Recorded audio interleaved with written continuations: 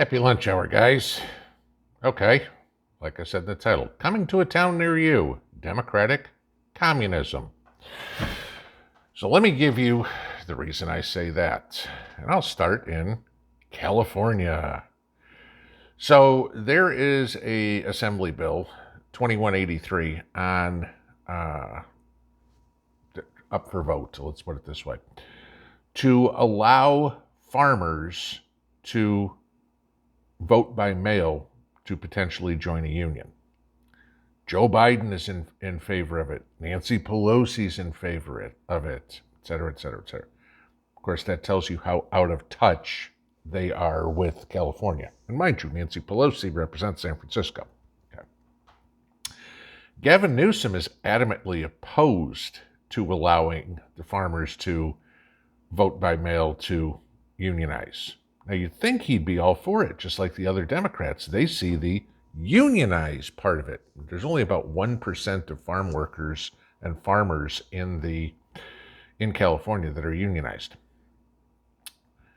What they won't tell you, the little silent part, again, thinking past here, the reason why Newsom is not doing it is pretty obvious.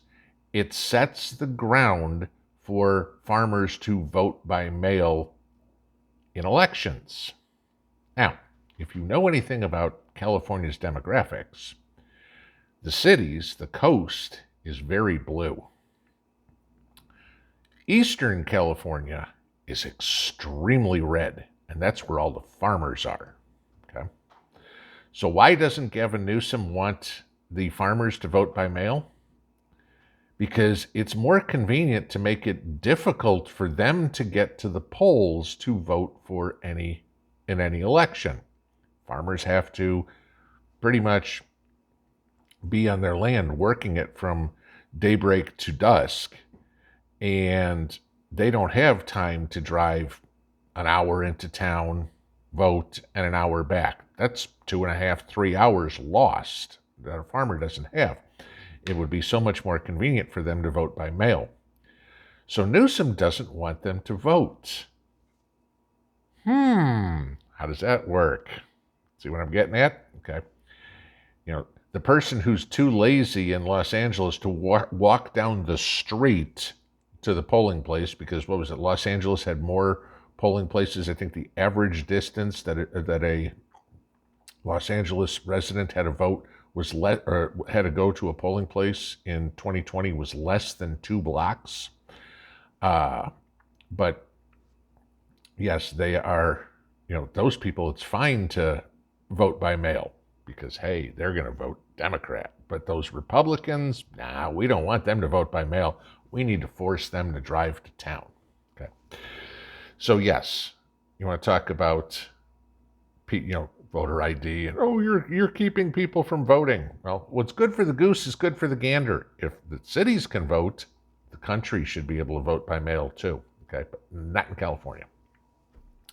Democratic communism. So let's go in a little bit more. And as I say many times, watch what happens in Europe, because that's what's coming here. So right now, you have the Switzerland, Finland, Germany, Austria, and Sweden all bailing out their energy providers, okay, for heating oil for the winter, because it gets cold in the winter. Wow, what a concept, okay? There's new legislation in Sweden to make it illegal to heat your home this winter to higher than 19 degrees Celsius. Now, for those of you that don't do math, that's about 68 degrees, thereabouts. All right, 68, 69, somewhere in there. They don't want hot water heated to more than 60 degrees, which is about 150 Fahrenheit. All right, so thereabouts. Here's the problem, okay? Switzerland is coming up and saying, if you do this, you could face fines up to 3,000 Swiss francs a day and up to 3 years in prison for heating your house more than the government tells you can. Imagine being in prison. What are you in for? I murdered 2 kids. What are you in for? I raped a 12-year-old. What are you in for? I had my house at 72. Yeah, okay. That's it. Not jail, prison. Okay. The funny part about this is the World Health Organization. Remember, this organization that, oh my God, we've got to shut down the world. You know, you know, the organization that they're going to rewrite the Bible recommends that households with children, the elderly, or existing health conditions keep their house at 20 degrees Celsius or above. Okay. So you have 5 European countries where the government has decided to, what, not follow the science? Not listen to the World Health Organization? How dare you? To quote Greta Thunberg. Okay. Yeah, imagine that. 3,000 francs a day, 3 years in prison. And, in the meantime, we'll just be detrimental to the children, the elderly, the sick. Gee, who are those? Those useless eaters, maybe? Okay. So then you go over to Great Britain, who's not part of that communist fiasco. And we have Liz Truss, the new prime minister as of this week, right? And I told you before, she is facing a crisis in confidence here from day one, right? Europe's not exactly thrilled with the fact they're doing. And I want you to remember this, guys, okay? Europe's election processes are different than ours here in the United States, but for the most part, they elect their leaders, okay? Liz Truss was elected to serve in Parliament, but now to be the Prime Minister, she was chosen by the party members. It's okay, so it's a little different, but the people still have something to say about it. The people aren't happy with what's going on. So Liz Truss came out and ended Britain's ban on fracking today. So guess what? All the green energy crap? Nah, Liz Truss came out and said, you know what? We can start producing shale oil again. We need to be energy independent. However, don't pat her on the back yet for being brilliant. They also announced a national freeze on household energy prices. Okay. A household will not be charged more than $2,900 a year to heat their home, cool their home, run their electricity, whatever it would be. After the average in 2022 so far has been $4,100. Okay.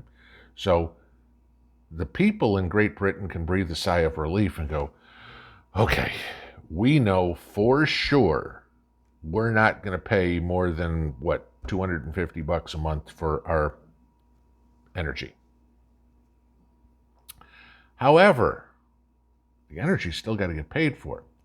So this plan will cost the Brits the British government, tens of billions of dollars.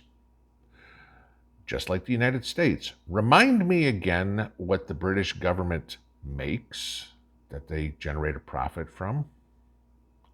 Nothing. So what'll happen? They will raise the taxes and borrow the money. Again, all right? Spending money they don't have. Or charging people more. But your electric bill is only $2,900 for the year. Okay. Problem is, my afternoon tea now costs me $75 because there's a $74 tax on tea. This is what happens. Margaret Thatcher had it right. The problem with communism is eventually you run out of other people's money. And all these governments around the world are realizing that now. That the gravy train they've been riding for the last 40 years is over. It's time to pay the piper. And they can't do it. This is exactly why they want to crash the world economy. They want to be able to go to all their creditors and say, the economy's crashed. There's no way in the world we can pay you back. You have to forgive all our debts. And the creditors basically have no choice but to say, okay, right? And so where every country in the world now is bankrupt and has a credit rating of F, who's got the best F rating? Because as soon as they restart it all again, guess what all these people are going to do? Well, gee, now that we're all back to zero again, can I borrow some money from you? Because I need to fund some other idiotic program. And we start this whole cycle all over again. Yep. Welcome to democratic communism. Pinball out.